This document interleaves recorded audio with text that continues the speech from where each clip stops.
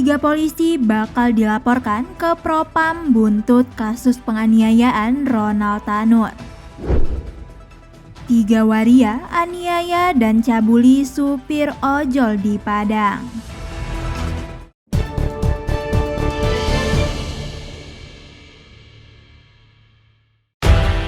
Pengacara DSA korban penganiayaan anak anggota DPR RI fraksi PKB Gregorius Ronald Tanur hingga tewas berencana melaporkan 3 polisi ke Propam Polda Jatim. Kuasa hukum korban Dimas Y. Mahura ingin melaporkan karena 3 polisi yang diduga menyembunyikan fakta penganiayaan kliennya. Mereka adalah Kapolsek Lakasantri Kompol Hakim, Kanit Reskrim Polsek Lakasantri Aibtu Samikan, dan Kasih Humas Polrestabes Surabaya, yakni AKP Haryoko Widi. Dimas mengatakan pihak Polsek Lakasantri sempat menyebut DSA meninggal dunia karena penyakit lambung. Sementara Kasih Humas Polrestabes Surabaya pernah menyebut tidak ada luka pada jenazah DSA. Pernyataan-pernyataan itu terlontarkan sebelum Satreskrim Polrestabes Surabaya mengambil alih kasus ini dan melakukan otopsi kepada jenazah DSA. Saat ini, Dimas mengaku masih menyusun laporan sebelum diajukan ke Propam Polda Jatim. Dalam kasus ini, Ronald Tanur telah dijadikan tersangka atas penganiayaan yang menyebabkan kematian DSA. Ronald merupakan anak dari anggota DPR fraksi PKB Gregorius Tanur. Awalnya, Kanit Reskrim Polsek Lakasantri Aibtu Samikan mengatakan DSA tewas akibat penyakit lambung. Hal itu berdasarkan temuannya di lapangan. Setelah itu, kasus diambil alih Polrestabes Surabaya dan terungkap kronologi kematian DSA yang berbeda dengan pernyataan Kapolsek Lakasantri. Kapolrestabes Surabaya Kombes Pasmaroise memaparkan bahwa peristiwa bermula saat Ronald dan korban DSA mengunjungi tempat hiburan, yakni Black Hole KTV Landmark Mall Jalan Mejen Jono Sewojo pada Selasa 3 Oktober 2023 malam.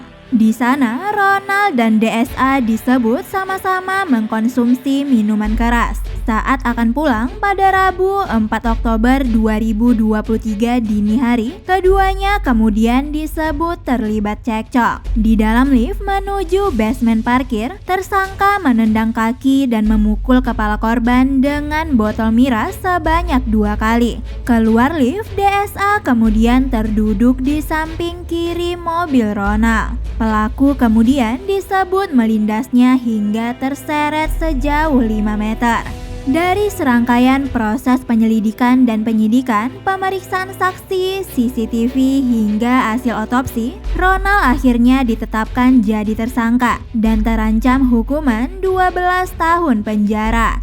Saat ini, Kapolsek Lakasantri Surabaya, Kompol Hakim sudah dicopot dari jabatannya. Kasih Humas Polrestabes Surabaya, AKP Haryoko Widi mengkonfirmasi pencopotan tersebut.